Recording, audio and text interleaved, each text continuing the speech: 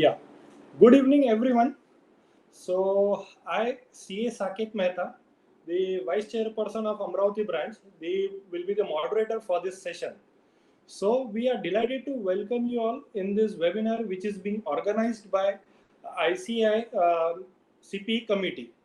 So, it's my pleasure to be a moderator for the webinar on ESG reporting and rating, and the another session on internal audit basics and recent development. In a short while, we will start this webinar. So, first of all, I would like to appraise you all about CP committee. The profession of chartered accountancy is growing leaps and bounds, and its phenomenon growth has brought the profession at the forefront. Today, our profession has acquired an indispensable position in the business and in economy. ICI continuously aims at developing the knowledge age so that the members stand out to the expectation of our society. To achieve this objective, the CPE committee of ICI has been continuously striving for perfection, integrity, and knowledge which make the word chartered accountant synonyms with excellence in service. In this direction, CPE committee has always been proactive to be an emerging needs for its member, enabling them to acquire contemporary knowledge and skill to face the challenges effectively by organizing CP programs and providing adequate opportunities. The program for this evening is as follows. We have two sessions of 1 hour each, and the topic are as follows. First session will be on ESG reporting and rating, and the second session will be on internal audit basics and recent developments. Our today's eminent speakers, respected CA Parsuram sir, and our respected another member, CA Rupal Agarwal madam, will take the above to mention emerging areas of professional interest. So before giving the charge to our first speaker of this today's webinar, I would like to give the brief introduction about CA Parsuram ji sir. CA Parsuram sir is a chartered and a cost accountant and has been working in the industry for over 33 years. In his last company, he worked in the capacity of the CFO, and prior to this, he had worked for over 20 years at Dr. Reddy Laboratories, where he had handled multiple diverse leadership roles across finance and operation. He has been a special invitee and the co-opted member of Central Council of ICA for the year FY 11-12 and FY 12-13. He is also a visiting professor in a business school for session in the fields of finance and operations. So, with this brief introduction, now I would request our today's first session speaker, CA Parsuram ji sir, to please take the charge over this session and guide our members. Thank you. Now over to CA Parsuram sir. Thank you. Thank you, Saket sir. Dear friends. So, we have been hearing about this words ESG for so many years now. Do you know the first time the words ESG was brought out specifically is in a United Nations report, Who Cares Wins, in 2004, which was done by the United Nations. After this, we have been, while there have been a lot of discussions on ESG, whether it's something which is important, which can help in creating a long-term sustainability, or is it a distraction for business? So there are so many schools of thoughts. But whatever be our school of thought, whatever be our view, ESG is here to stay. It's important that we recognize this fact that ESG is something what we need to embrace and ensure that we do what is required as a professional, as a company in the field of ESG. So with this brief background, let me start on ESG. Like all of you know, ESG stands for environmental, social, and governance. This is an acronym for that, and it has a huge impact on the industry. So during this session, the next 55 minutes, I'll be talking about what ESG is, the regulation about ESG reporting. I'll focus primarily on Indian reporting about what is required under the SEBI. And also next, we talk about the rating and the importance of rating and what is that we as chartered accountants can do in ESG reporting.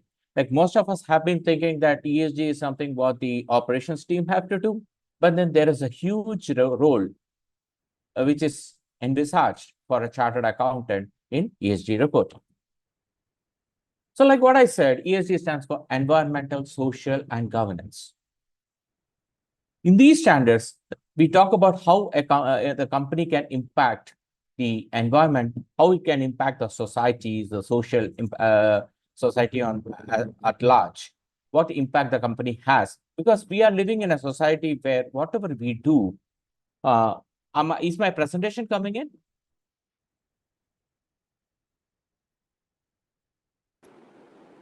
Please continue, sir. Your voice is audible. Yeah. Take. Yeah. So then what we talk about is how do we impact in the society? Because we are living in a society and whatever we do impacts this society. So both the environment and the people living around us. Earlier, we were talking about when we talk about environment, we have always been talking about how we can not adversely impact the society.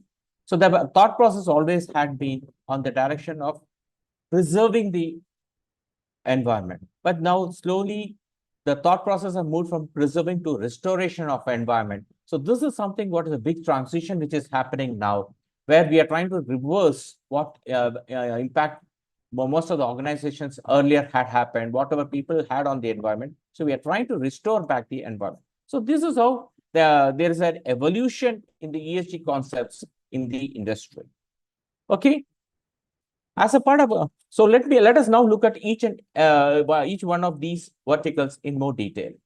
So when we talk about environment, like what I said, the thought process is now on preservation of environment and restoration of environment. And so not just preservation, but a restoration of environment. Here we talk about climatic change, the emissions. All of you know how they are trying to limit the global warming to 1.5 centigrade. So all these things are there. And whatever we do impacts the environment. Energy efficiency, waste management, water management, all of these aspects are now looked at as a part of the environmental pillar.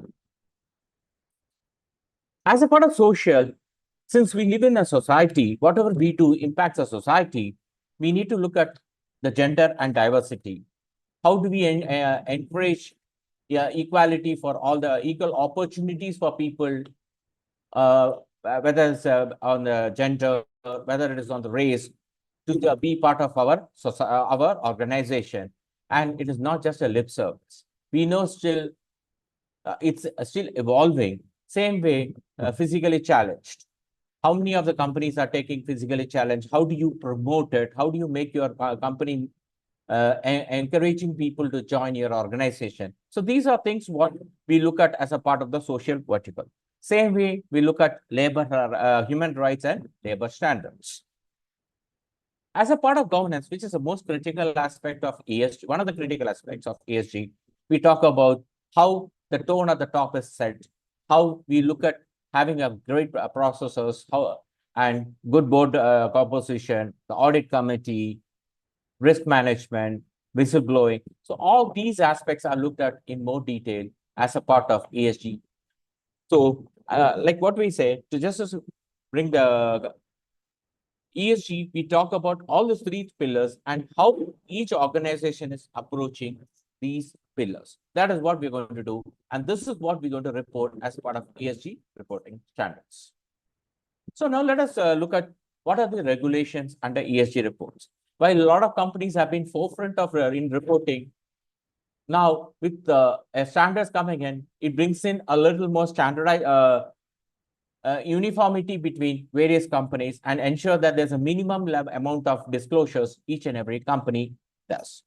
So this journey of ESG reporting started in 2009 when the MCA issued the National Voluntary Guidelines. Then in 2012, the SEBI mandated the top 100 companies to file it. Then it became 500 companies by 2015. And by 2017, nearly all the 1,000 companies were required to file the BRR, which is called the Business Responsibility Report. So, 2019, sorry. At the same time, in 2019, MC also released the National Guidelines for Responsible Business Conduct, which is called NGRBC. They released this, and they also released the. So they also released the framework under which they report in 2021. In 2021, so the BRSR, as we know today, has been released for reporting. Just give me a minute. I'm to make minimize.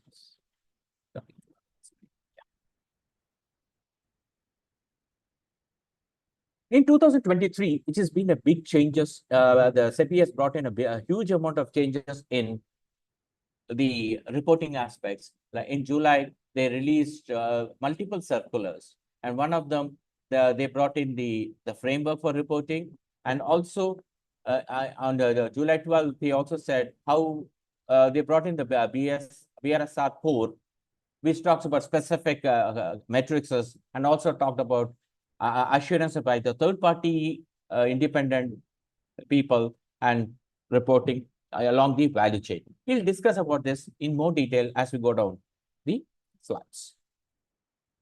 So like what I said, 2021 is when the BRSR guidelines was issued, the framework was released, and it was voluntary for the financial year 22, and it became mandatory from the financial year 23. But people were encouraged to do early adoption. Now, there is a mandate, it's mandated for the top 1,000 companies by market capitalization. So, as I mentioned earlier, because of this framework, now there is a standardization across multiple companies in reporting their impact on ESG factors on specific items. So this helps not only for the people to understand how each companies are performing, but it also helps us to understand how the company is going on this journey of ESG. This framework also helps the organization to show their commitment to sustainability efforts and to the other interested parties.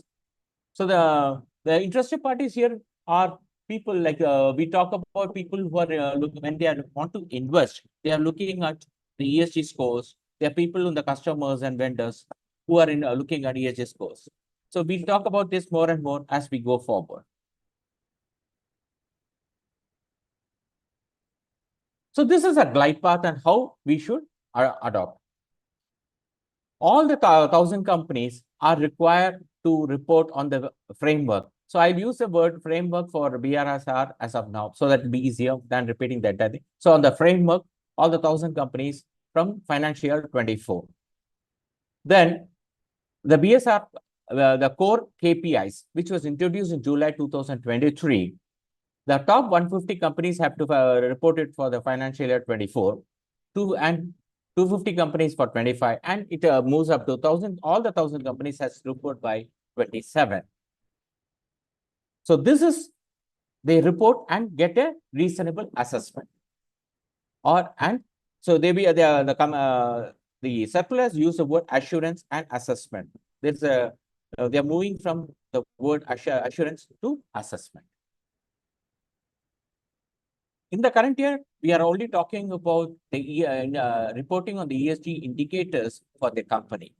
But going forward from financial year 25, that's the year in which we are, the top 250 companies have to disclose for their value chain. So value chain is where the 75% of the is covered. So their suppliers and all of these. So So they have to ensure that they report on their value chain, the top 250 companies for financial 25 onwards. And from 2026, financial year 26, there is a limited assurance which has to be given for these disclosures. So if you see, it has been done in a staggered manner to enable people to really ensure that they are able to comply. So the SEBI has ensured that it is not pushed down the throat to all the people, and there is a systematic way in which this has been rolled out. So this gives a lot of people experience not only to collect and present information, but also for the independent practitioners to give a assurance on these indicators. So there's been a structured approach for this. Now, as we said, the framework lays down 9 principles, and the framework also has 7 executives. These 9 principles are thematic pillars for business responsibility, and these 9 principles are interdependent. A lot of people make the mistake of reading this principle independently, but they are not independent. They are interdependent, and they're interrelated, and should be looked at it on a holistic matter. And the businesses should address them holistically than look at it individually. I'm sure all of you have know the 17 SDG, the Sustainable Development Goals, which the WHO had released. So what we have, what the SEBI has ensured that these 9 principles are aligned to this SDG, and this is how they get aligned. So each of these principles are aligned to one or more of the SDG goals, SDG, which has been released by the WHO. So when we talk about these 9 principles, what are these 9 principles? These 9 principles are, one, the first principle is that every business should do their business in a transparent, ethical, and accountable manner. They are responsible. They should be transparent. They should do their business ethically. They should produce their products or provide services in a sustainable and a safe manner. The business should respect and promote the well-being of the employees. So after the society, it also talks about the employees. So they should ensure the well-being of the employees. They should also respect the interest and be responsible to the stakeholder. That is what the stakeholder satisfaction, what we call it. They should promote human rights. It should also make efforts to protect and restore the environment. Like what I said earlier, the thought process now is not just to protect the environment. How do we restore the environment? So where are we on this journey? So the next, the 7th major principle is on the lobbying. So when we engage in discussing with government or other parties for on the public or regulatory policy, we should do that in a manner which is responsible and also very transparent. We should promote inclusive growth and equitable development. And final one, it should provide value to the consumers in a responsible manner. So these are the 9 principles which has been laid down, and these 9 principles is what we report as a part of the framework. So what we report, how we report, we can discuss. We'll be discussing that in more detail as we go forward.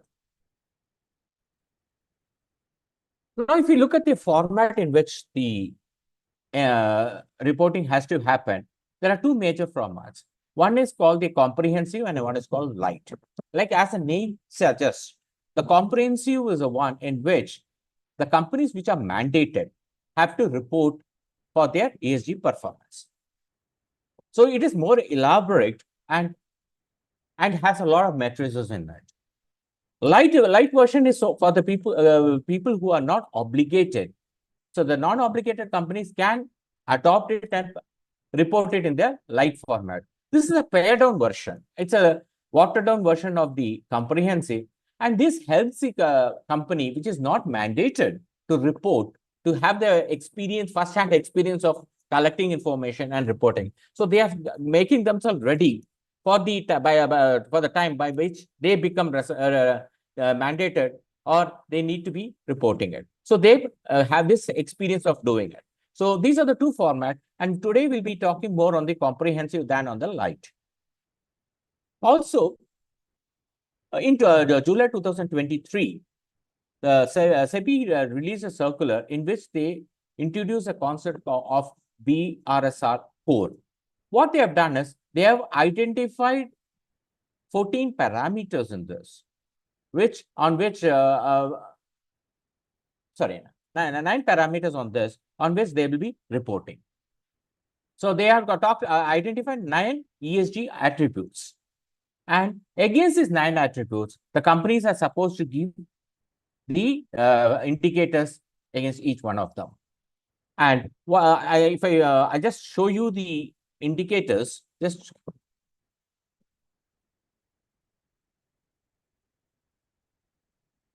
so these are the 9 indicators what they talk: the greenhouse gas, the water front, and in each of them they are mentioned what parameter we need to disclose, how it should be measured, how the assurance can be done. So this is how SEBI is actually hand-holding us and saying what we need to present. So this core format is available in the website of SEBI and can be used. I have also attached it for your easy reading as a part of this presentation. So the BRSR core also has one more aspect. The reasonable assurance which a third party gives is on these 9 attributes. So as I said, there's a glide path on when we should start having this assurance, and the assurance has to be given on these attributes.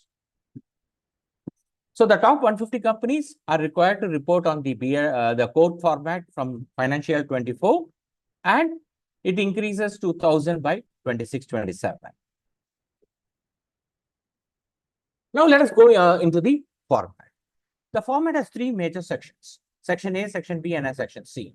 Section A deals about the general information of the company, what it does, what its operations are. So this gives a person who reading the report understand the company, what the company is doing. Is it where does it get its revenue from? What sort of operations it has? Where does it have its factories? How many employees it has? All these aspects about the company it gets in Section A. In Section B, it talks about the the policies the company have to handle ESG factors and the processes it has put in place. And the third, Section C, talks about the performance disclosure. So if you look at it, Section B talks about the policies we have, and Section C talks about the actual efficiency of the processes we have. So it talks about the performance disclosure against all these 9 principles. And there are multiple questions, nearly around 100 plus questions, which are there on which it has to be answered. The Section C also has 2 indicators, that's essential and leadership. We'll talk about it as we go. So now let us look at each of these sections separately. Now let us look at Section A, the general information. So general information, we talk about the company's information, what the company is doing, what products and services we do, where does it have its operation, how much is in India, how much is outside India, which markets it serves, in India, which states it sells, outside India, where does it sell, how many employees it has, how many workers, permanent, all of these. It also talks about the participation and representation of the women. So if you look at it, remember we looked at gender equality as one of the major indicator. So it's part of the general information. We talk about how much representation we give for the woman. Other new thing which comes out is the turnover rate, the attrition rate for the permanent and permanent employees and workers. Then we talk about the holding, subsidiary and associate companies, the CSR contribution, and finally, the transparent disclosure and compliances. In transparency disclosure, we talk about what all policies we have, what procedures we have, where we can identify. And we also talk about the material issues which can be identified. So I picked up 2 issues from this is from the report of Infosys. I just picked it up for you all to understand. So in that, we identify the issues and what issue we have. So whether it's an environmental or societal, then is it an opportunity or a risk? Because the issue need not be only a risk. it can also be an opportunity. In which case, we need to all these cases, we need to identify what is the rationale for identifying this risk or opportunity. And if it is a risk, how do we mitigate it? And what is the financial impact of this risk or opportunity is also elaborate. So this is a part of the financial disclosures what we present. So that part of the 10th section in section A. So as a 10th subsection in section A, we talk about this. So this is what we give a general information on the company as part of section A. And then we talk about the management and disclosure, process disclosure. Here we talk about the policy and the management process we have, availability of process for each principle. So here, principle wise, we say what all the policies we have. If there are multiple policy handling one principle, then we list down all the policies what we have. Then is it implemented? If it is implemented, it also talks about the implementation and impact of it. As a part of governance, leadership, and oversight, we say what sort of a oversight or a governance process we have to ensure each and every policy. So by this section, what we talk about here is these companies can clearly show that it has a structured way of in place which will help them to handle the ESG factors and also make an impact on the society. And as a part of this section, we also give, if there is any specific target we have or against any of these principles, like saying the net zero, all of these we have. And if we have such specific targets, we mention that as a part of this report. And also, where are we on this journey? Have we achieved what we have set across for ourselves, or are we behind schedule? These aspects are all also mentioned as a part of this management and process discussion. Then we come into section C. So as I said that this is a performance disclosure. So we disclose how we are performing against each and every principle. So here we have two types of indicators. One are essential indicators and one are called leadership indicators. Like what the name suggests. The essential indicators are indicators which is mandatory, which we need to disclose compulsory. So every company who's supposed to report under this framework has to disclose against the mandatory essential indicators. They can voluntarily disclose on the leadership indicators.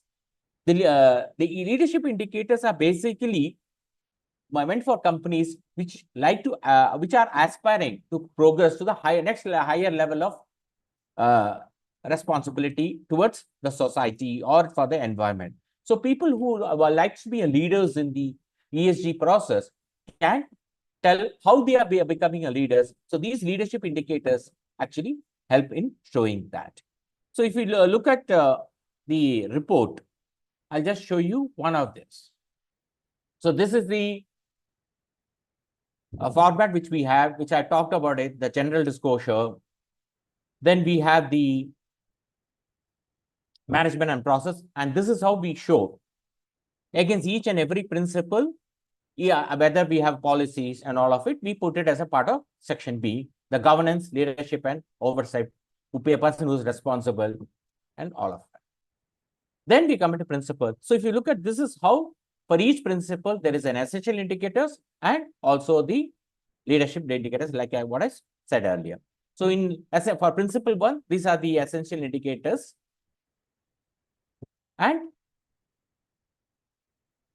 leadership indicators. So how we are creating awareness on their value chain partners. Since as we said, value chain is still not as a part of it. Leadership companies would like to be part of it. So how many value chain partners they have covered? All of this we talk about it. So these are things which a company which aspire to be leaders in ESG will like to present.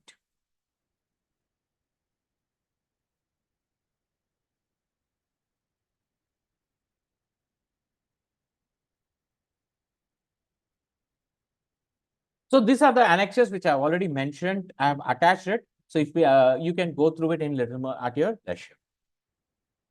Like I said, BRSR core has 9 major attributes.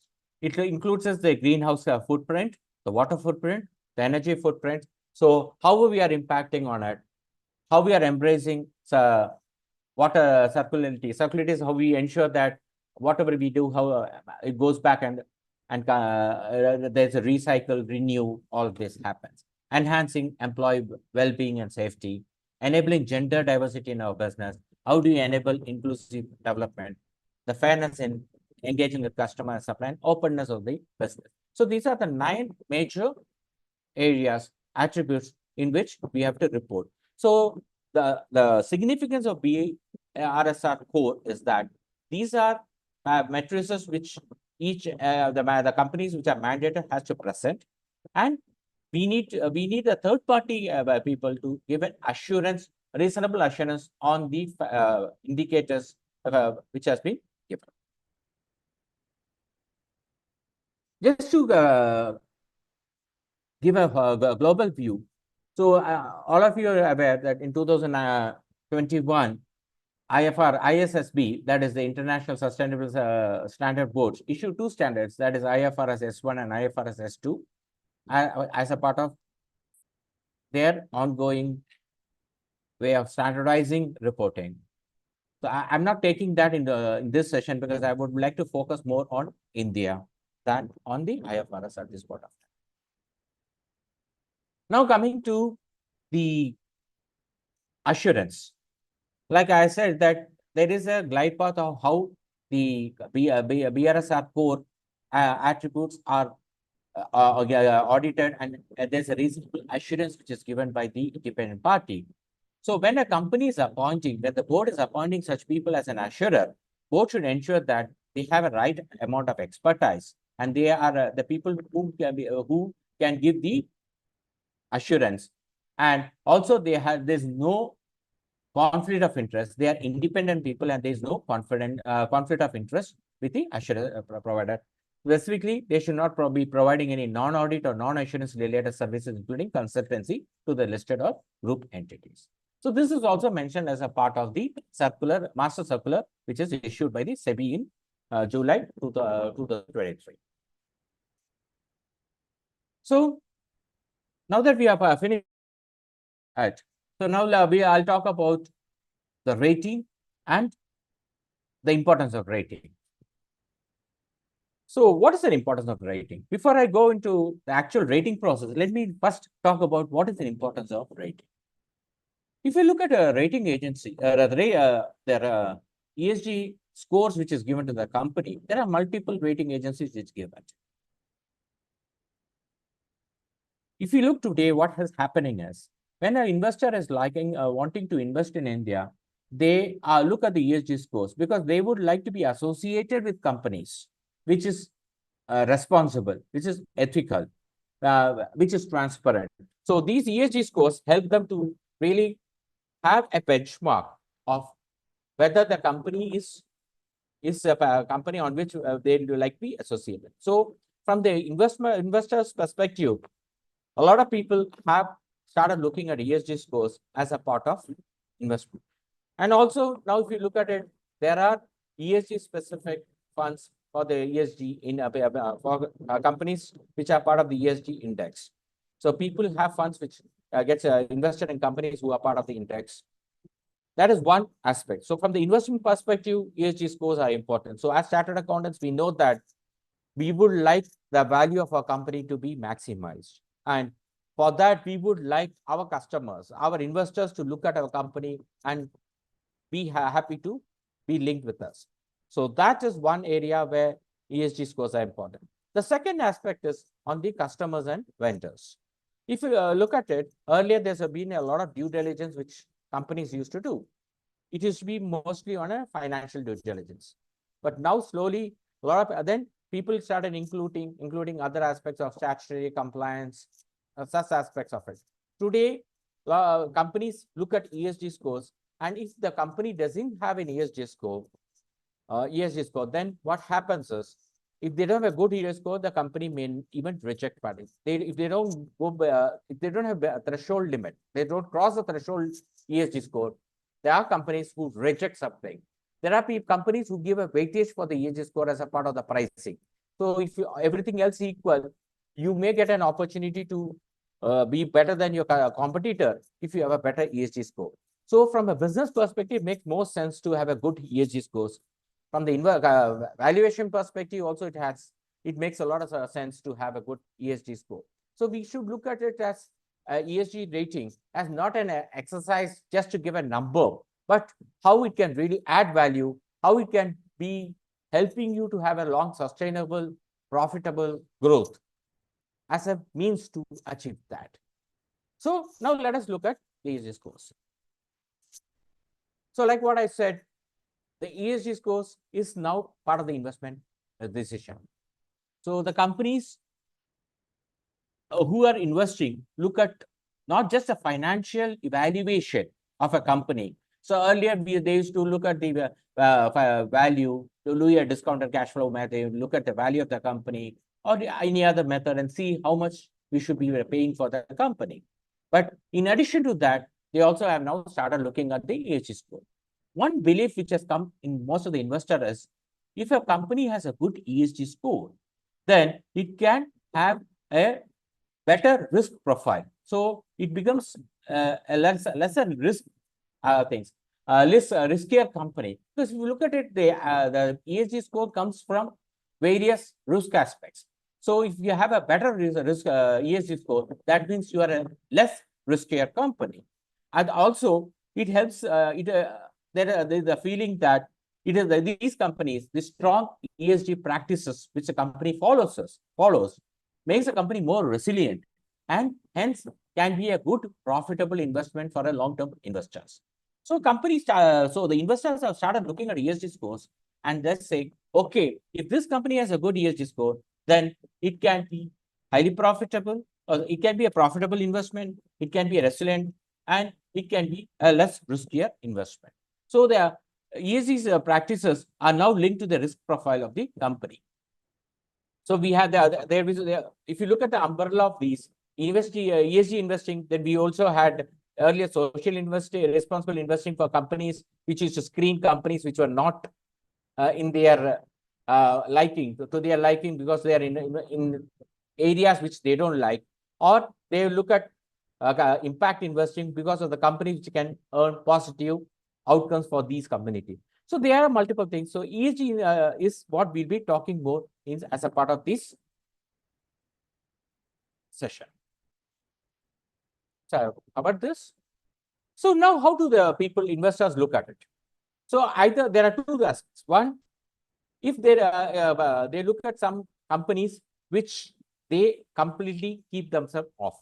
There are funds which don't invest in alcohol. There are some companies, funds which don't invest in gambling, tobacco, weapon, so fossil figures or animal cruelty industry. So these are company investors who completely avoid such companies which they feel is not part of their interest area.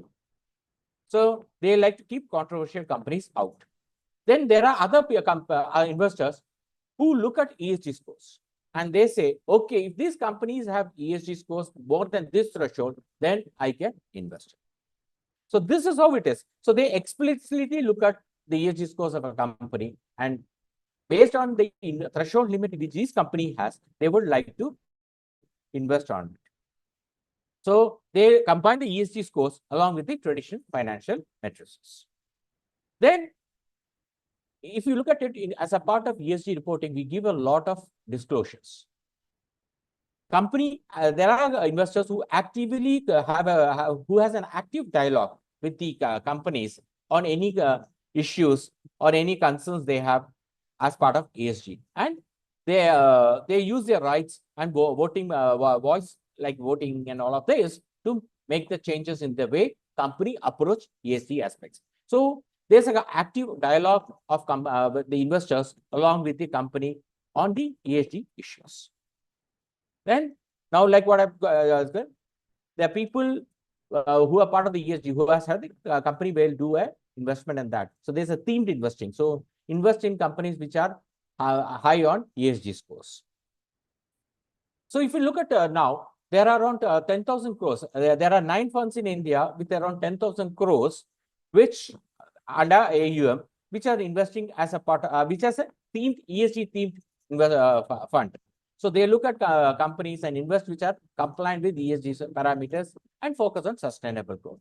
So if you look at it now, more and more companies are looking at how to invest, where to invest on companies. So ESG scores are give a good stepping stone, and it can widen your investor base and helps you to get more, add more value to your company. So this is what I was talking about. When we talk about ESG investing, it is important that we have good scores.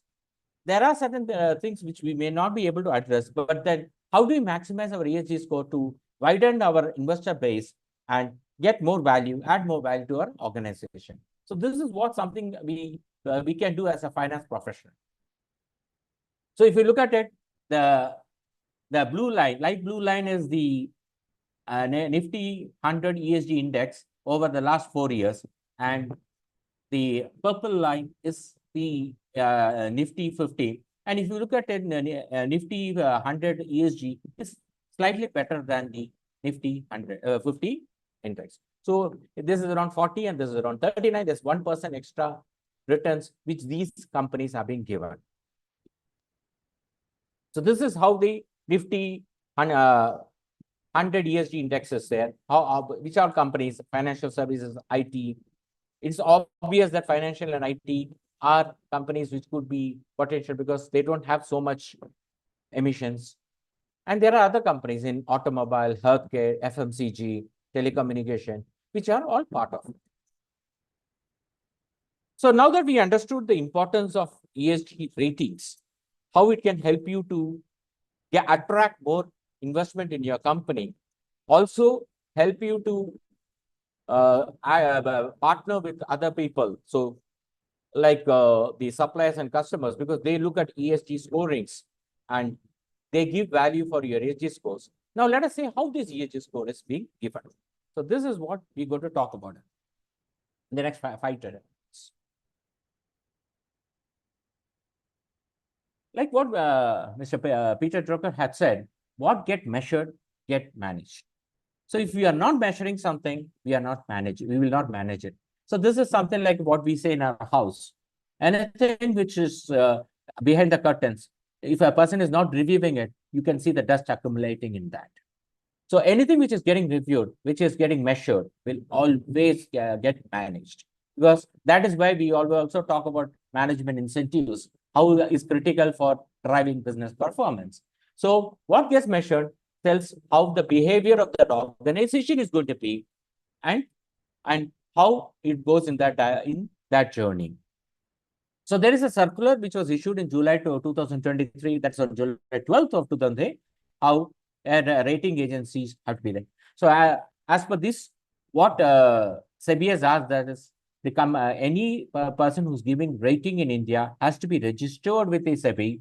Now, as of today, around 14 people have registered themselves with the SEBI, and some of the global raters are now giving India specific ratings, because Sustainalytics and all these people, because they are not registered themselves with SEBI, and they have certain concerns. Whether they are right or wrong, that's a different discussion. But then today, any rating agency which is registered with SEBI are the people who can give a rating for the Indian companies.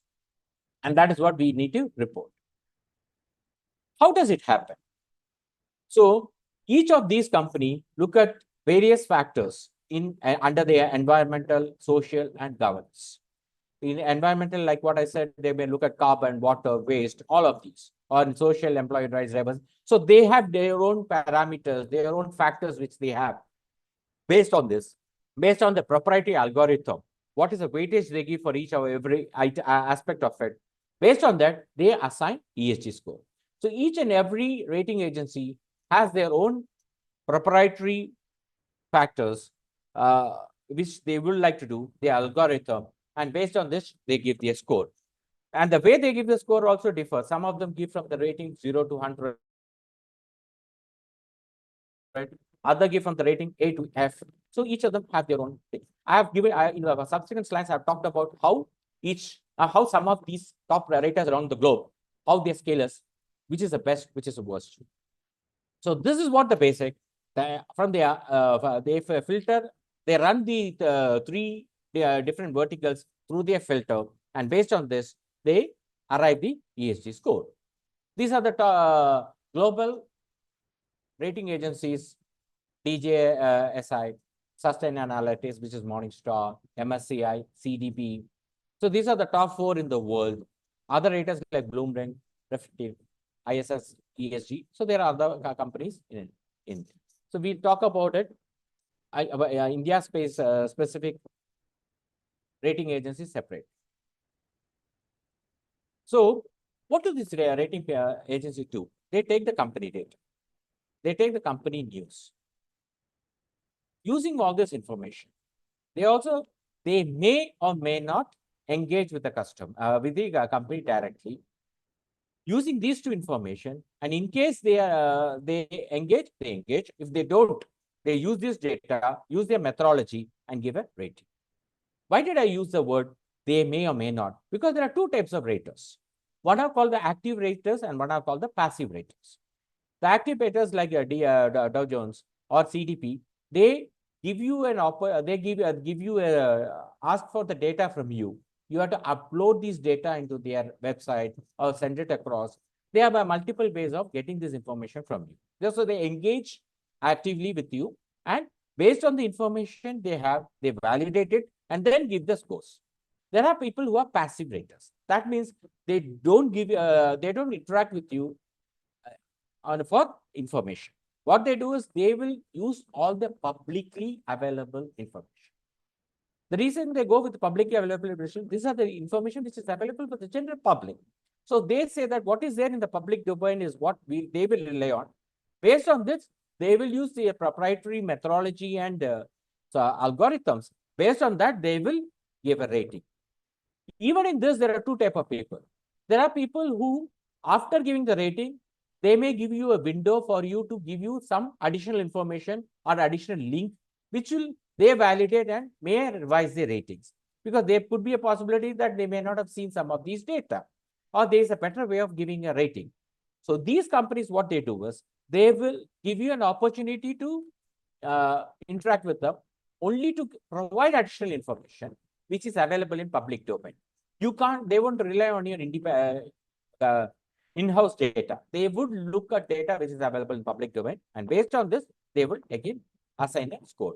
So there are few people who doesn't even engage. They just assign the score based on public data. So these are the 3 different types of raters globally. And in India, these are the 14 different people who are registered as of today with SEBI. Here you have CARE, CRISIL, ESG, ICRA, and all of them. And MSCI ESG is also part of this. So these are the 14 agencies which have done. So since these people have just registered a lot of things, still the ecosystem is being evolved. So we are still seeing people coming. So giving new rates. So ICRA has just given their rating for INCRED for the first time. So like this, some of these have just started the way of rating. And also, if you look at it, availability of information which is available in public domain, they have to get all of them and do a rating. So that means some of these could be dated information and or recent information. Now, how do these people go about the rating? I've told you that they look at the public data, company data, company news, and they use a methodology. So what they do is they look at all your risk which you have, all the ESG risk exposure which they have. So in this, they look at the key risk, the company specific risk, like the based on the sector, geography, all their material issues. So they look at the material issues. Like if you look at it,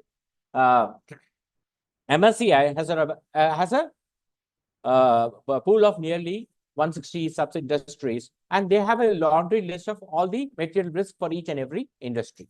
They look at it and say, these are the risks what this company could be potentially facing. And based on the total risk, they look at what is manageable, what are unmanageable. There are certain risks which are unmanageable. The reason when we say it's unmanageable is because, like if I take an alcohol industry, it can impact the people's health, or cigarette industry, weapons. All of these are fossil fuels. Fossil fuels will create carbon emissions. So these are all unmanageable risk, which is inherent in that industry. Then there is manageable risk. So these are two things. First, they look at it and see what is unmanageable and what is manageable. In the manageable, so in the manageable, you can manage it through some policies and programs. Unmanageable is something which is inherent in the industry. Then out of the manageable risk, if they see what you have managed by your process of policies you put in, your programs you have, initiatives you have, they look at what you have, how much you have managed or the manageable risk. The balance is the management gap. So this is a risk which the management has not managed at this point of time. So this management gap plus, okay. So this is the management which the company has not handled. So this plus the unmanageable risk is what based on which you get your ESG rating. So the material risk which is not managed by the company and also the unmanageable risk are put together are becomes the basis upon which you get rated. So they look at the material issues the companies are exposed to. They have their own laundry list. They also look at your disclosures you have made. This could be region specific, country specific, or industry specific. So based on all of these, it also can be from your current risk and also the anticipated change in the customer. Like today, if you look at it, just they're getting excess sugar. People look at sugar. So this is a potential risk from the health perspective. So there is anticipated customer behavior perception. So they look at all those risks and they evaluate you. Then they understand the competition landscape and the environment in which you work. They also identify the risk which is relevant for you. Then they understand the processes the company has put to address this issue. So from the, like what I said, the total myths, which is there's manageable and unmanageable. From the manageable, what are the things which you are managing? And then they look at the ESG rating. So while a company may be aware and addressing the material, it's important that processes are properly articulated. So this is what is important. You may do something. It's important that you also present it. So it's not sufficient that you do. It is important that you present it properly. The right disclosures happen in the public domain because a lot of them give the ratings about the information which is there in the public domain. So a lot of people hesitate to give some of these information in public domain.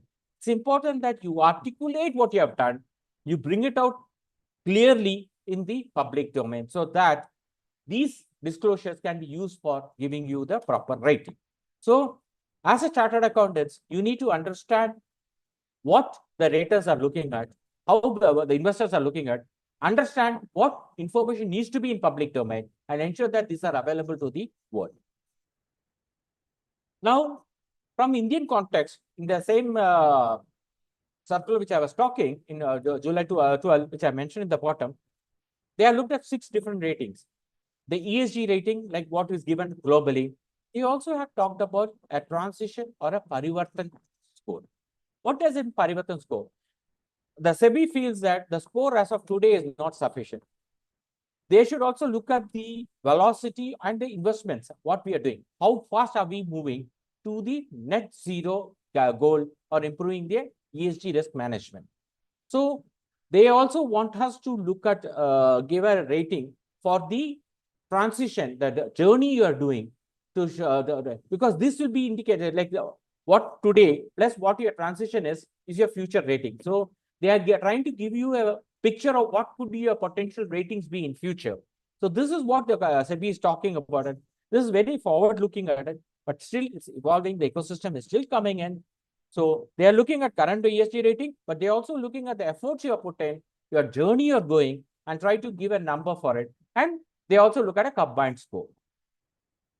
Now, like I told you, the core, like what I said, the core is something on the 9 attributes where we give specific rating, and it's a reasonable assurance is given by a third party assurance provider. If as a rater, we depend only on these information, then we don't have to give core rating separately. But if we are not depending on this rating, but we are looking at the other publicly available information, then we may have to also give a rating based on these 9 attributes, which has been audited, which have been assured by the assurance provider. So these are the 6 different ratings which Indian rating companies should give. And also as a part of these circular, they have given 14 different parameters on which a company should be evaluated. Out of which 5 of them is on environment, which talks about energy, water, waste management, land use, biodiversity, and CSR.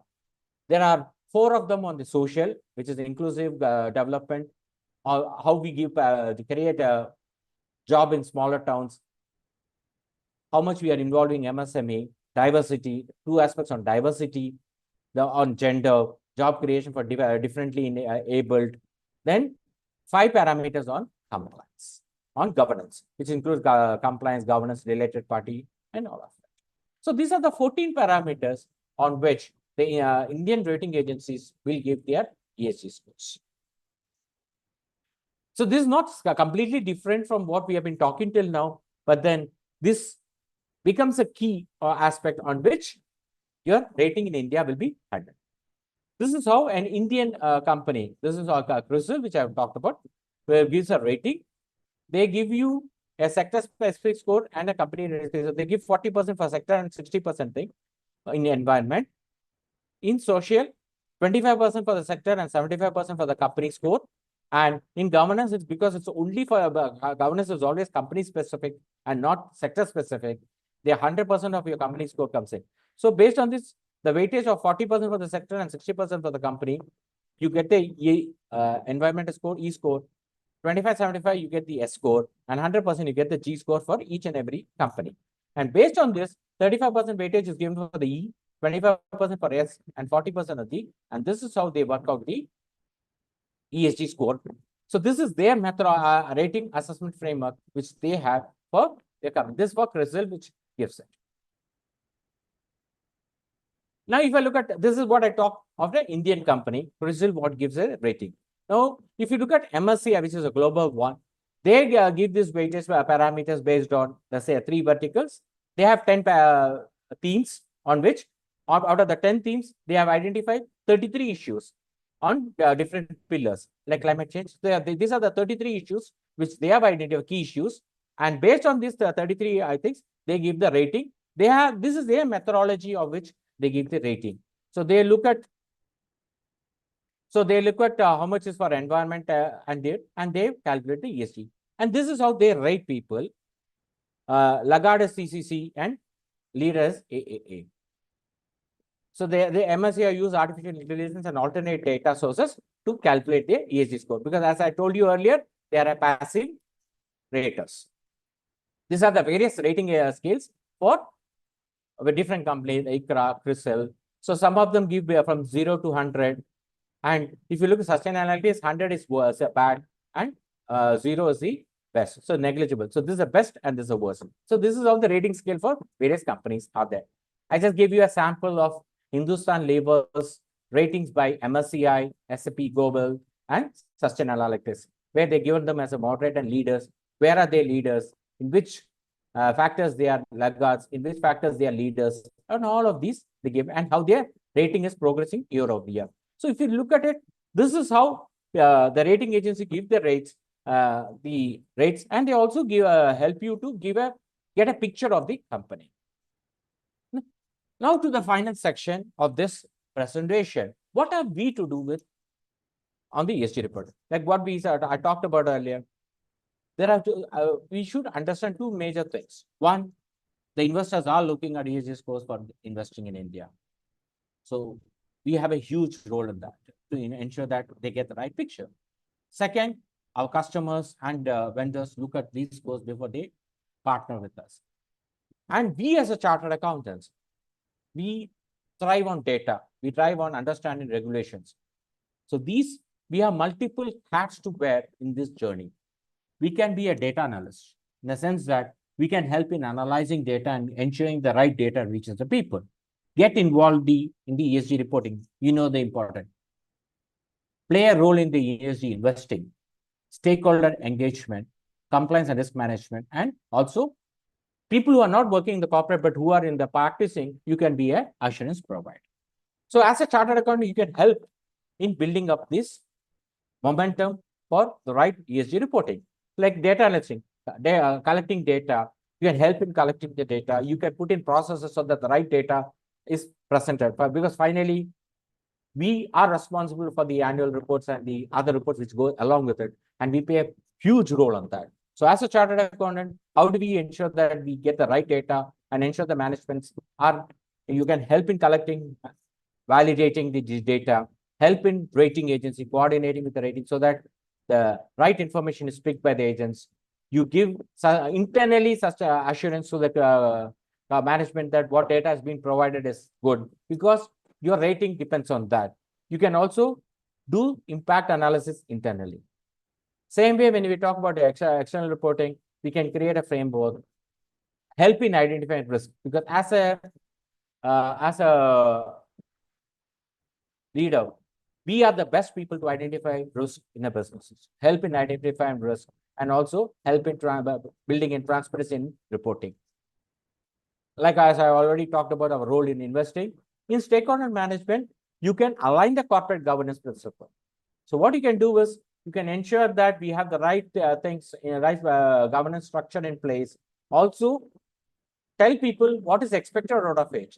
Convert the external knowledge, reframe the legal requirements, reframe the investors' requirements, and convert it to the people, the language our internal people will understand.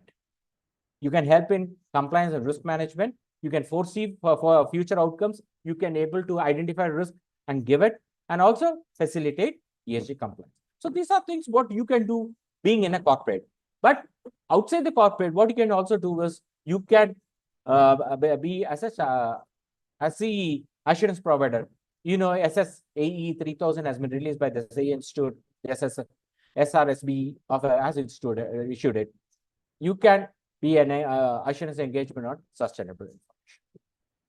So this is what we have. I hope I finished on time. Yes, sir.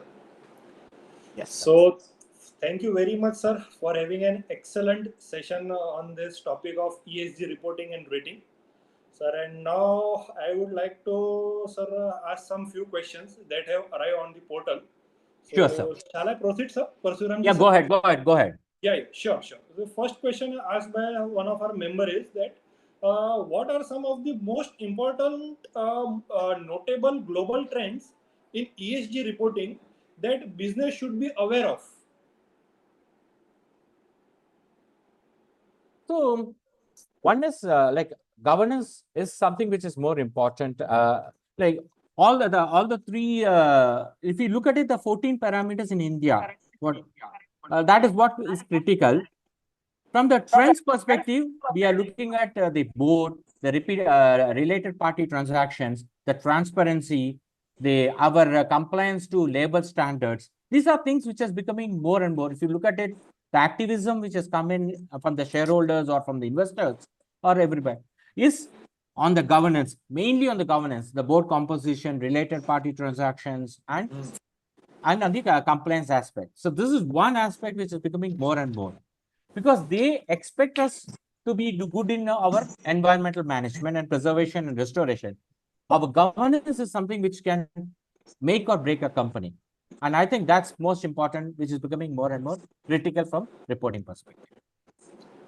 And Sure. If the rating agency give a significant weightage, like MSCI gives 33% of the rating for governance. Okay. And then another question is that, sir, how the technology like artificial intelligence and blockchain will shape the future of ESG reporting and its rating in the upcoming years?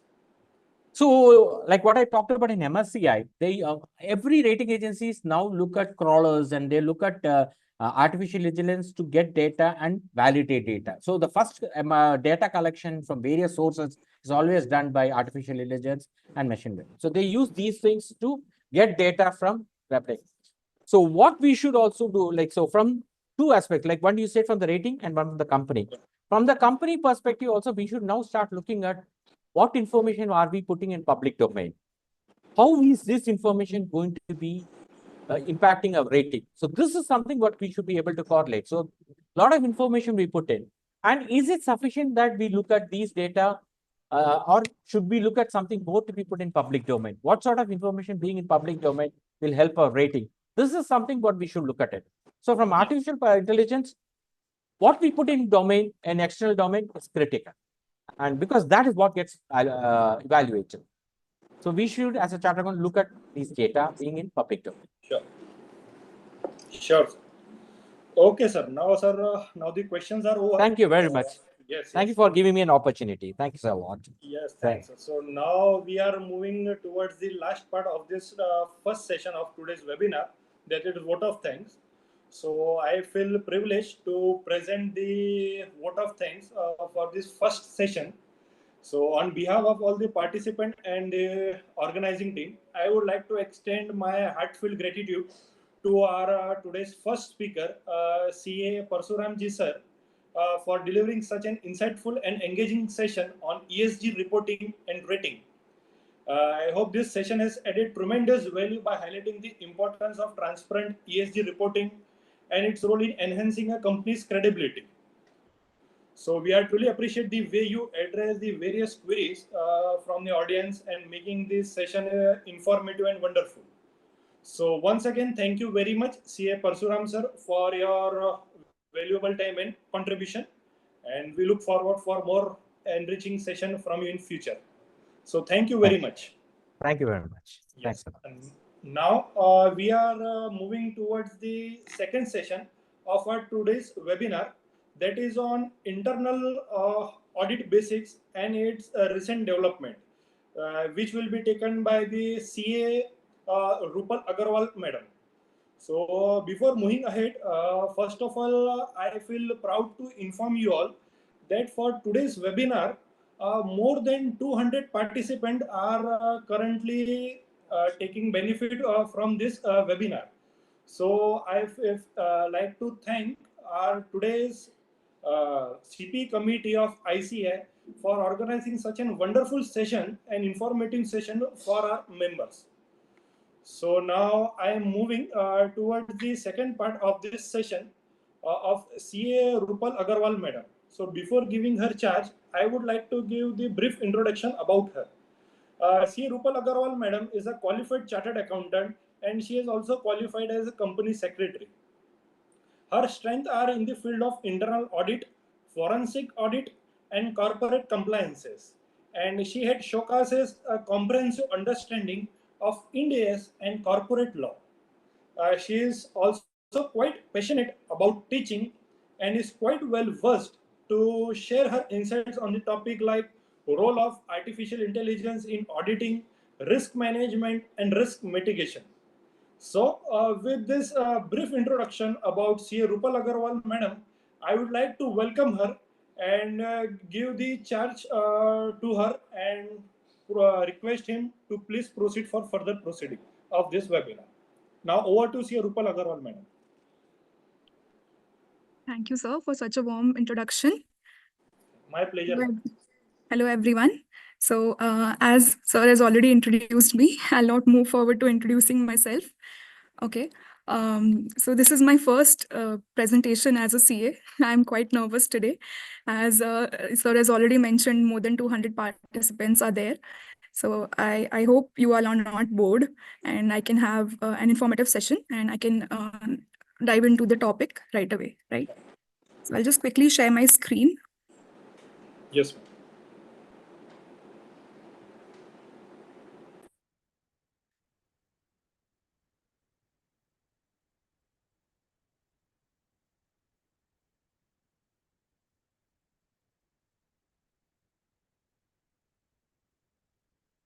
So is it visible?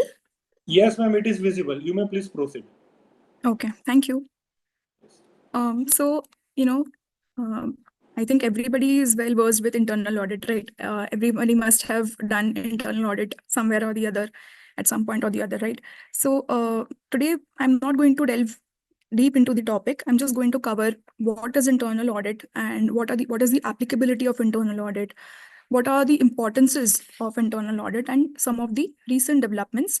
And with the advent of AI, it is very important that we make ourselves improved to the technology and we are aware of the technology and how we can make the best use of AI and artificial machine learning and all of that, so that we can make the best use of Industry 4.0, right? So let's start with the basics of internal audit, right? Internal audit helps to evaluate the company's internal control. Okay, so what is internal control of the company? See, say for example, I bring a laptop to the company's premises, and it is my personal laptop. And if the company does not have strong measures to protect the laptop, the information to be easily spread across, right? So it will create a problem. So if I do not have a strong internal control, someone can bring their own personal laptop, and someone can use their information to, someone can share the company information to their personal, for their personal needs, right? So internal control is really important for that purpose, and for various other reasons too. So as to control what they are sharing and what they are not, right? So internal control is really important, and the first and the primary responsibility of an internal auditor is to make sure that the company has a sound internal control system. And at the same time, what does internal control ensure? Internal control ensures that a company's corporate governance is really sound. Okay, so corporate governance, what is corporate governance? Corporate governance is the responsibility of the board of directors, right? Board of directors or the senior management, that they are ensuring that a company follows a strong corporate governance. What are the parts of corporate governance? Like compliance with the laws and regulations, okay, and ensuring that the company follows good ethical principles. And corporate governance also helps to improve the corporate image, and helps in developing a good corporate image, right? So say for example, we know that Reliance Industries or Tata Group has a good corporate image. Why is that? Because they have, the board of directors or the senior management has ensured that they follow good corporate governance. A company secretary also helps the board of director in ensuring a good corporate governance, as well as the accounting processes. So internal audit also helps to identify the gaps or the inconsistencies in the accounting processes. So as we all know, the accounting processes, what are the accounting processes? Like to record a transaction, first we need to identify whether it is a transaction, right? Whether it is a transaction which has been entered into by the organization. So if say I have purchased fixed assets, so whether it is in the company's name, whether it is in the organization's name, right? If the organization is the holds the title deed of the asset, then only we can record it. As simple as that. So we need to make sure whether the transactions which have been recorded, if an asset is recorded in the books, it should be in the name of the organization. The organization should be the holder of the title deed, right? So internal audit helps to identify whether the accounting processes are sound, whether the processes followed by the accountants are as per the regulations. So it also internal audit helps to ensure the compliance with laws and regulations, because certain internal audit is also governed by certain laws and regulations. So if an internal auditor does conducts his responsibilities with utmost care, an organization will be compliant with the laws and regulations applicable on it, as well as timely financial reporting and data collection. So the reporting, the financial reporting, which is a major part that a CA focuses on, or their internal auditor focuses on, which is to ensure that the financial reports are prepared on time. That is also ensured by the internal auditor. So let's move on to the applicability of internal audit. As per the Companies Act 2013, the following companies are actually mandatorily required to conduct internal audit. So every listed company, as we all know, listed companies have to follow everything. So listed company has to conduct internal audit, get its books audited by an internal auditor. And unlisted public companies also have to get its books audited by an internal auditor. The following companies, see, if an unlisted company satisfies any of the following criteria, they have to mandatorily get its internal audit done. So what are those? See, I remember it by the doubling method. Okay, so 25, 50, 100 and 200. 25 deposits, 50 paid up share capital, 100 borrowings, and 200 turnover. The most is the turnover, right? The highest amount is the turnover. So any company satisfying which has a paid up share capital more than 50 crore or more, if its paid up share capital is 50 crore, then also it has to conduct internal audit. If its turnover is 200 crore or more, and outstanding loans and borrowings, it should be more than 100 crore at any point during the year, even if it is repaid at the end of the year, and it was more than 100 crore at any point, then also it has to get its internal audit done. And then outstanding deposits is 25 crores or more at any point during the previous financial year. So these are the applicability of internal audit on unlisted public company. Then we come to private company. Yes, private companies also need to get its internal audit done. So where the only two criteria are applicable on private companies. If the loans and borrowings are more than 100 crores at any point during the year, and if the turnover is more than is 200 crores or more. So 100 and 200 is only applicable in case of the private companies. We give certain relaxations to private companies.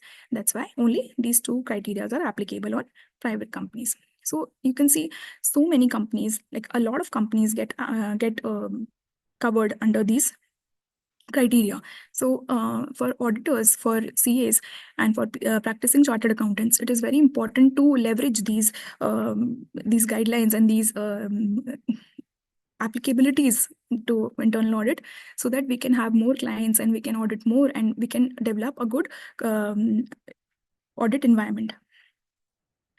Next is who can be an internal auditor. Chartered accountant, as we all know, we all can be internal auditors only if we are practicing, right? And we can, cost accountants, CMAs can also be the internal auditors. CS, company secretaries can also be the internal auditors. And certified internal auditor, it is also a professional degree by the Institute of Internal Auditors. They can also be the internal auditor. And internal employees, as we all know, it's not statutory audit. Internal employees of the organization who are capable to conduct internal audit, who have the kind of knowledge and who are professionally qualified enough to conduct internal audit, can be the internal auditors of the company. But it is to be remembered that just because the internal employees are conducting an internal audit, it does not mean they will not be independent. Independence is really important because, see, the primary condition is to identify the gaps and loopholes, right? So if the internal employees have the pressure from the management, have the pressure from the senior management to follow their directions, they won't be able to act independently, and the flaws or the loopholes that they wanted to identify, that was the whole purpose of internal audit, will get defeated. So it is very important so that the internal employees are also really independent, and so as well as the external auditors, right? It may be the case that external auditors are biased, but that should not be the case, right? Internal audit, just like statutory audit, should also be conducted with utmost independence and care, and as per the standards on internal audit. Now, moving to the roles and responsibilities of the internal auditor. So just like statutory auditors have certain roles and responsibilities, the internal auditors also have certain roles and responsibilities. If they don't have any roles and responsibilities, probably they will not act with utmost care, right? So there are certain responsibilities applicable to the internal auditor as well. The first and the foremost is to evaluate the risk management and governance system. Why risk management is so important? It is because, every company, every organization suffers from certain risks. They know what kind of risks, what kind of environment they operate in, and what are the risks applicable to it. But sometimes we tend to ignore the risks that we may face. So it is really important for the internal auditor to guide the management on the risks that may occur, or the risk that the organization may face, risk of fraud, risk of errors, or risk of non-compliances, right? And certain industry-specific laws also specify certain duties of the organization which may not be satisfied, right? So all those make it very important for the internal auditor to evaluate the risk management system. So how will you identify the risk management system?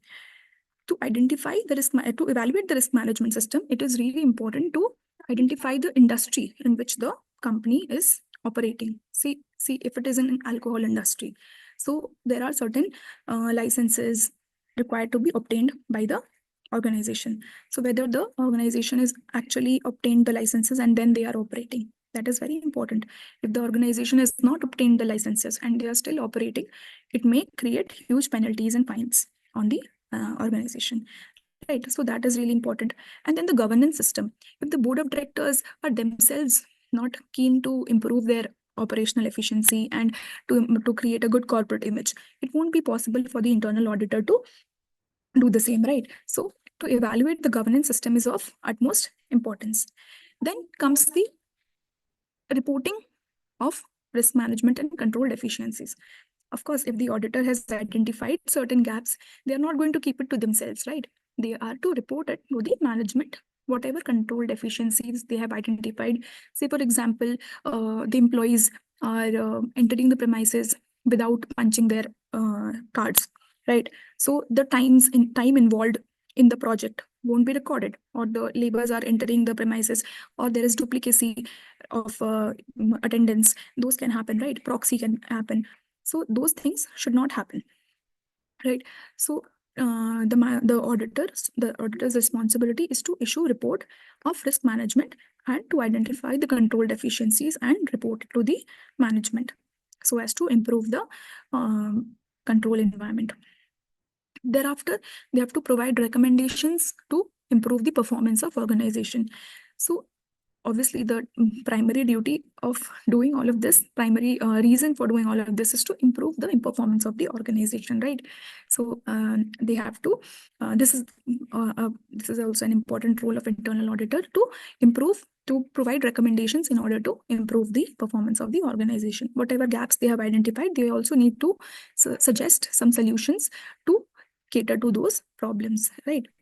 Thereafter, we have evaluating the risk exposures and security threat of organization information. Like I said, some employees may want to disclose the confidential information of the organization to the third parties. They can sell the data, like, data is money today, right? So they may want to sell the data of confidential data of clients or the organization to certain parties, right? So what are the controls available in the organization to prevent this? Okay, so the auditor needs to identify what are the controls which prevents the employees or anybody in the organization to prevent the risk or security threat to of the information, right?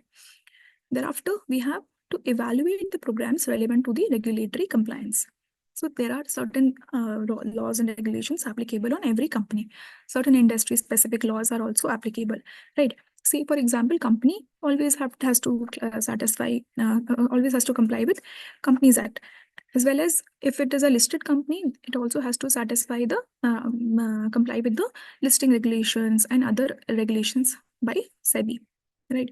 So every company has certain policies and programs to educate its employees and management so as to take measures to comply with the laws, regulations, and rules, right? So the internal auditor has to confirm whether these programs and policies are in depth and have and create a sense of responsibility within the organization. If it is recommendatory in nature, probably the employees won't care much about it and they won't try to follow it. But if it is mandatory in nature, the employees will ensure that they comply with the regulations, right? So comply with the programs and policies. So that is to be ensured. Thereafter, we have to evaluate the readiness of organization in case of any interruption towards the business.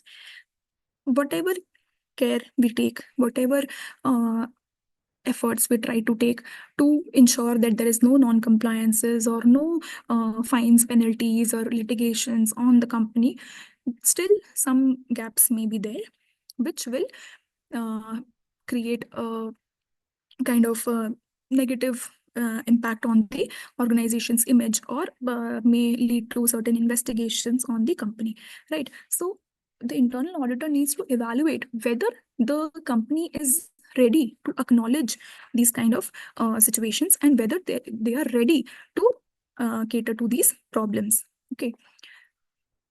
Thereafter, we have to provide workshops and seminars to educate the staff and for their development. So it is important that the company has frequent seminars and workshops. Company conducts frequent seminars and workshops to educate its staff and employees. If they are not aware of the applicable laws and regulations, they might not follow it.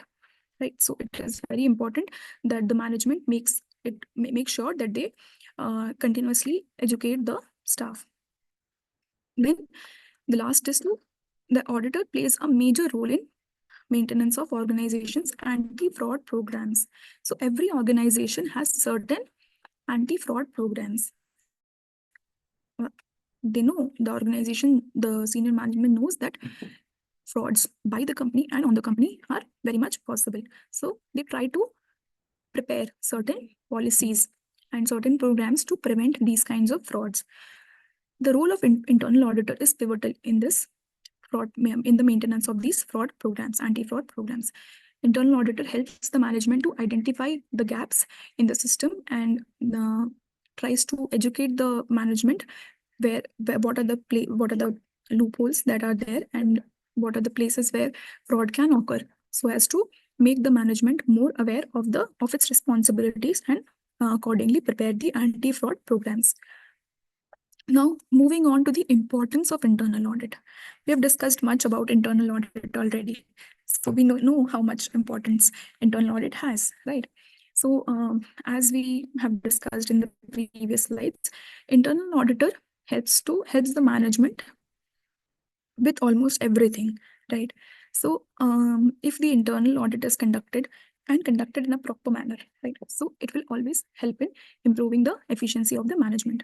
The management will be able to focus on more important topics, right? More important operational work rather than focusing on these litigation or the regulations, right? So internal audit helps to improve the management efficiency. Management will be able to work with more efficiency and effectiveness. Thereafter, we know that internal audit helps in enhancing the internal control environment. So control environment, as I've already discussed, that every organization operates in a certain control environment. Okay, so the level of control that the organization is operating in is to be identified by the internal auditor, and thereafter he suggests certain ideas or improvement places wherein the organization can improve its internal control. So when internal audit is done, the internal auditor suggests certain control measures so that the organization can enhance its control environment, right? Then obviously, if internal audit is done in a proper manner, it will lead to reduction in risk of fines, penalties, and reputational damage. Okay, so the government will have more belief on the company, and the risk of non-compliances will decrease to a great extent. So the fines and penalties and reputational damage will also not be there, right? And the operational efficiency will also increase because the internal auditor will help in identifying the gaps in the operational systems. So it will help in increasing the operational efficiency of the company. Okay, whatever the say, for example, pilferage or frauds are being done by the employees or the laborers, those things can be identified and it can be dealt with in a proper manner. Then identification of potential frauds. In the last slide only, I discussed that auditor plays an important role in maintenance of anti-fraud programs. So the internal auditor helps in identifying the potential frauds that can happen, that can be done on the organization, so as to help the organization in coping up with the risk of potential frauds.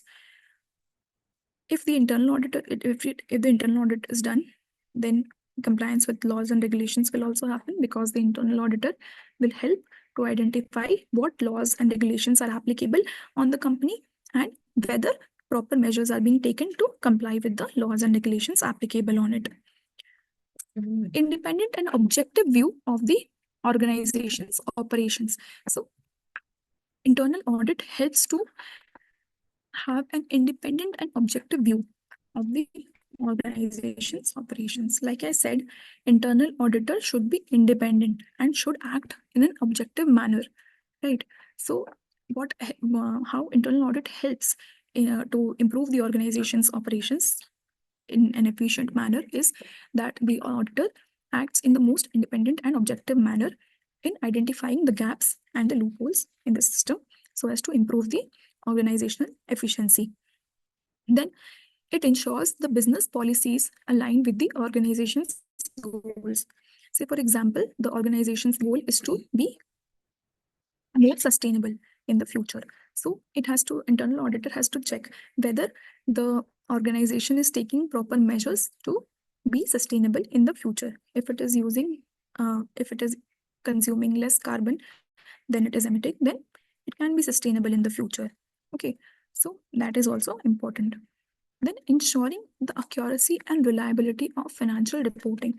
Like I said, if the internal audit is done, then accounting processes can be checked and each and every gap in the financial reporting process can be identified and the financial reporting process becomes more accurate and reliable. The stakeholders will have more faith on the financial statements, on the appropriateness and fairness of the financial statements if the internal audit is done. Because then it is very clear that the financial statements are whatever information is contained in the financial statement is doubly checked, right, by the internal auditor. So no gaps will be there in the financial reporting. Thereafter, safeguarding the assets and ensuring the proper use of resources. Like I said, every asset that is showing in the books of the company should be in the name of the company. At the same time, it is important that the assets of the company are safeguarded. They are protected. Okay, protected from frauds, from pilferage, and something like that. So, safeguarding of assets is ensured by the internal audit, and also the proper use of resources. Certain matters require more resources, and certain matters don't. So, the allocation of resources also becomes easier in case internal audit is done. Moving on to the process of conducting internal audit. How do we conduct internal audit? So, as I've already discussed, it is very important to identify the control environment. What kind of control environment the entity is operating in. If the control environment is really strong, if the controls are really effective, probably the auditor will rely on it or reduce its checks. But if the control environment is really bad, really poor, it has to do more checks, right? So first of all, planning the audit is really important. How will you plan the audit? First of all, risk assessment. Assessing the risk. Assessing the risk. Why assessing the risk is important? Because if we don't know what kind of risks are applicable on what kind of risk the company faces, we won't be able to give them suggestions, right? So assessing the risks is very important. Risk could be excessive dependence on IT, or employee turnover could also be a risk if the company is facing the problem of employee turnover. If a lot of employees are resigning on a year basis, if the employee turnover is increasing on year basis, then it is a problem for the company. So this is something that needs to be checked. The reason for it needs to be checked. Also, excessive dependence on IT is also a major risk. That information can be leaked or the information can be compromised, right? So assessing the risk is very important. Then setting up the objective. What is the objective that the management wants to, or management or the internal auditor wants to obtain out of the internal audit? There must be something what they are expecting out of the internal audit, right? So setting up of the objective is more important because we need to identify which areas to focus more on.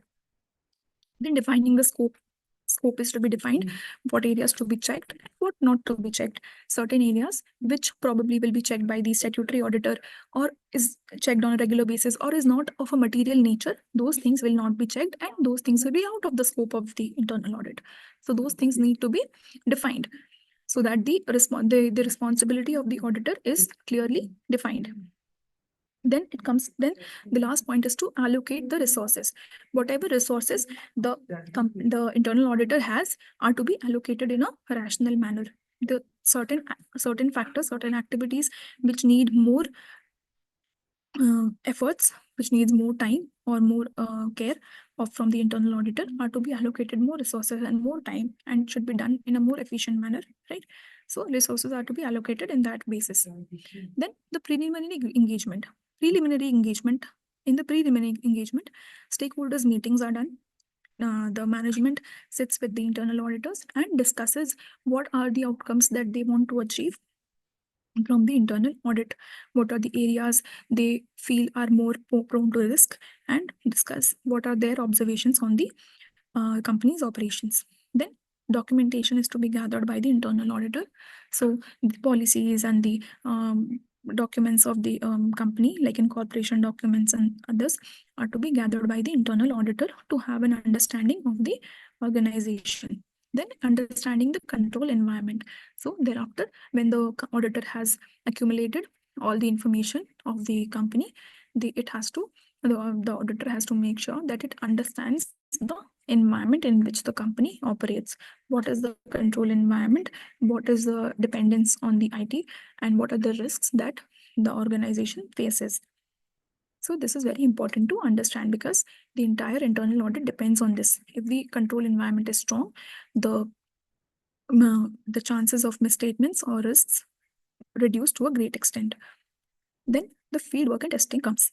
Once we have accumulated all the information and we have all the data, then and we understand what the control environment is, we need to start our work. We have to collect the information from the client. So the client information is to be collected. The financial statements and other information that we need for the audit are to be collected. Then we need to conduct interviews from those within the organization. So what is important is, after collecting the information, we need to talk to people within the organization. Sometimes we may find it that things which may go unnoticed by the auditor are easily detected by talking to the employees or talking to people within the organization. So the gaps might be identified really easily if we talk to people within the organization. So conducting interviews means talking to people within the organization about the findings and what they are trying to achieve. Then testing whatever information they have received and whatever outcome they have received from the interviews and talking to people within the organization. Those information need to be collated and tests are to be performed on those. Control testing, risk assessment, and all of that is to be done. Okay, after that, the observations are drawn. Risk control and evaluation is done. Root cause analysis and developing the audit findings. These are the important parts of the testing or analysis that we do. Then we develop the audit findings or the observations that we can draw from the work that we have done, right? So after evaluation and analysis of what our outcome was, we draft a report, and that is the draft report. Okay, so this draft report is then discussed with the management. After discussing it with the management, there may be some feedback and some suggestions by the auditor as well as the management. Those things are to be taken into consideration and the final audit report is prepared. So it is to be noted that before preparation of the final audit report, the auditor needs to discuss its findings with the management, and after taking their feedback and discussions with the management, thereafter the final audit report is prepared, which is signed by the auditor, right? Then comes the follow-up and monitoring. Okay, so everything is done. Internal audit is done, the report is done, report is submitted also, but still the last part is to be done, which is to follow up and monitor. It's not like statutory audit wherein you don't need to follow up. In case of internal audit, it is for the benefit of the organization, right? It is not something which which is of a penalizing nature. We want to make improve the control of the organization, right? So we need to suggest some measures to improve their governance and control, right? So we need to follow up with the management whether the suggestions were implemented effectively by the management, and we have to continuously monitor whether the management is following its recommendations and the recommendations are operating effectively, the controls are operating effectively, right? Now coming on to the final part, which is the recent changes in internal audit. Now, to sum up, see, we know what is internal audit. We know how to conduct internal audit. We know why to conduct internal audit. We know the duties and responsibilities of the internal auditor. But then still some issues come into mind, that why is it of so much importance that we are discussing it in today's time? We know what is internal audit. We know how to do internal audit. Why are we still discussing it? Because internal audit is not just checking off the financial statements and providing an opinion on it. It is also about identifying the gaps in the internal control of an organization. So to identify the gaps in the internal control and to assess the risks applicable or the risks faced by the organization, it is really important for us to conduct internal audit. Now, with the advent of AI, a lot of risks have come into picture. See, in today's time, data is money. If the data of an organization is leaked in any manner whatsoever, it may be really it can be a big threat to the organization, right?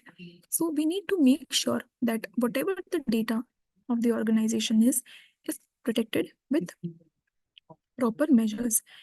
Okay, so now after the advent of AI, a lot of risks as well as opportunities have come into picture. What are the kind of risks?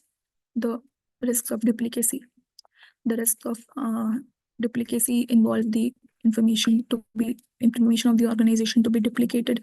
Someone else can access the information of an employee and log into the company system, right? And extract all the data. Okay.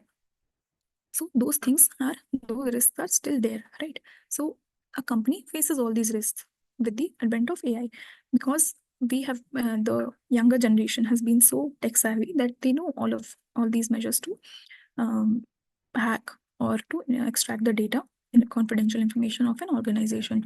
But how do we protect an organization from compromising its data? We need to leverage AI in order to tackle these challenges. So we can have bots or we can have strong controls wherein the data, whoever tries to enter into the system of the organization has to go through multiple checks. No one can easily log in to the company's website, company's portal, or the company's system to access the data. There should be multiple checks existing in the entry point, right? So as to make sure that the information or the data of the company is not compromised. Then the approaches to technology will define a company's success. Why do we say the approaches to technology will define a company's success? As we know, I give Nokia's example a lot of times. Nokia did not want to change its model. It did not move with the industry, wherein every mobile manufacturer was moving to a touchscreen mobile. They did not change its model and they were still manufacturing those keypad mobiles. So it did not change its technology to be at par with the industry. So they had to face the consequences. In the similar manner, a lot of companies try to avoid being tech dependent or do not want to involve more into technology. They try to avoid it. So there can be a reason that they don't want their information to be compromised, because there are certain cybersecurity and information security risks that are there, that exist, right? So they try to reduce these kind of or to get rid of all these risks, they completely avoid technology. But in today's time, it is not possible to completely avoid technology, right? So And as we know, cybersecurity and information security risk is the top threat as identified by the internal audit leaders. So if cybersecurity and information security is such a threat, we need to do something to prevent the organization from these kinds of threats. The internal auditors in this have to monitor and track human relationships with technology, whether the employees or those within the organization are aware of what they are doing. See, say for example, an employee receives a mail on the company's mailbox, and which has a link, and they, saying that their credit card is blocked, or say for example their PF will not be paid for any XYZ reason, and they try to resolve this issue, they have to click on the link. And being afraid of the consequences, the employee clicks on the link. As soon as they click on the link, the company's entire information is compromised. The hacker can have access to the information of the company. They can log into the system of the employee and can access all the data that is there in the device or maybe on the server. Right? To prevent this, the internal auditor needs to know whether the employees or the staff is aware of these kind of threats. Right? If they are not aware, they might make these kind of mistakes. So the primary responsibility of the internal auditor is to understand, monitor, and track the human relationships with technology, how well versed they are with technology that is existing in the current time, right? Thereafter, values and company culture recognized as material to growth. Now, not just the financials, but also the non-financial part is considered material to any organization's growth.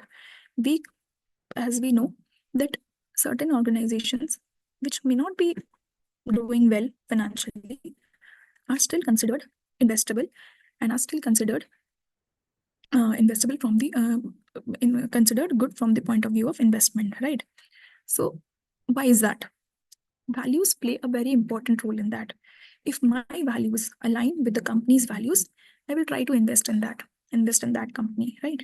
So now value is a really important matter to be considered into so as to survive in the market. How will a company improve its values and culture?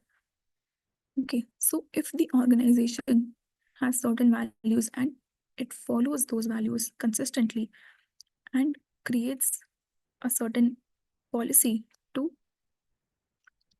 improve its image in the market, then that kind of company will survive in the long run, right? So if the company has certain values like they are gender inclusive, okay, or say for example they try to be sustainable. So if they are following those values and they are following it consistently throughout their operations, so those kind of companies will be investable in the future, right? Those kind of companies will have a good corporate image. And now, to as we know, disruption is the new norm. Okay, so by remaining informed of the potential destabilizing factor, if the company and the auditors are aware of the potentially destabilizing factors, like those things which can create a disruption, right? And they are regularly assessing the organization's level of preparedness, whether the organization is prepared for those kind of disruptions. The internal auditors can have a measurable impact on their company, their company fares in times of crisis, whether the company will be able to cope up with those kind of challenges and disruptions in the long run. So, and to understand whether the organization is ready to cope up with those kind of crisis situations. Okay, I think I was able to complete before time. Okay, I still have 10 minutes left. So over to you. Yes, ma'am. So first of all, thank you very much, ma'am, for taking this wonderful session on the topic of internal audit basics and its recent development, and for explaining this topic in a very lucid manner for our members. Now, ma'am, there are some questions which have arisen on our portal. Shall I read it out? Sure. Yes, ma'am. First question is asked that whether internal audit is mandatory for the farmer producer company, trust, NGO, and companies receiving FCRA funds. Okay. So as per the Companies Act, the farmer producers and the trusts have not been mandated to conduct the internal audit. But from the point of view of improving the internal control and to increase the operational efficiency, it is advisable to conduct internal audit. Okay. Okay. And the next question is that what are the most common challenges that an internal auditors face, particularly in this fast changing business environment? Okay. So like I said, data is money, right? Yes. So the data of the data of the organization, if it is compromised, it can be a huge threat to the organization. Every company has certain confidential information which it does not want to be disclosed, right? So those kinds of information are to be protected, and that is one of the most important duties of the internal auditor. So if the audit, but in today's time, it is very difficult to protect data as we are sharing every little information of ours on on the internet, right? So that is one of the most difficult challenge that I think internal auditors face in today's time. Okay. And the last question is that what are the some emerging risk and opportunities that an internal auditor should be focusing on in the upcoming near future? Okay. So risk, as I said, data will be the primary risk that they have to focus on. So protecting of this information and data, what we are sharing, what we are not sharing, and what kind of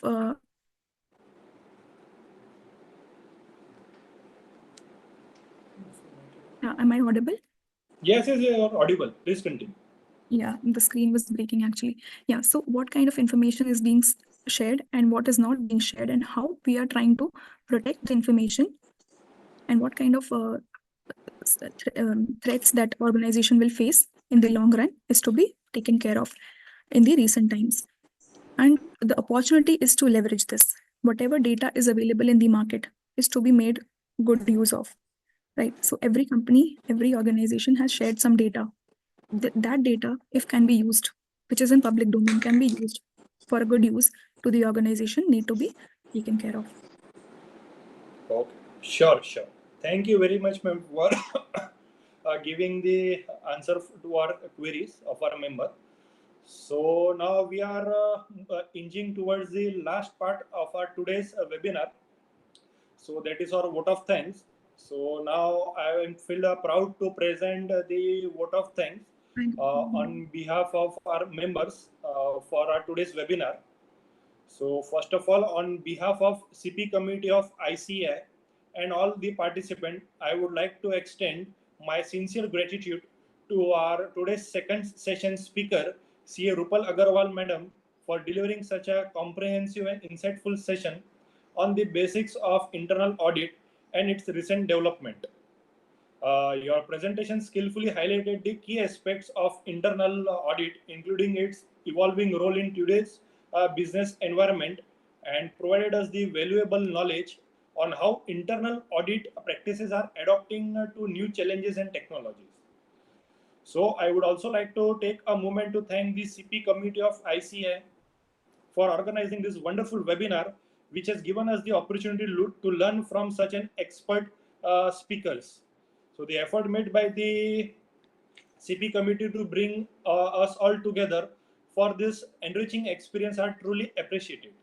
So once again, thank you, C. Rupal Agarwal, madam, for your valuable time and knowledge. And finally, a big thank to all the participants for your engagement and making this event a success. So that's all from our today's webinar. Thank you, one and all. Thank you. Thank you so much, sir. Thank you so much, ma'am.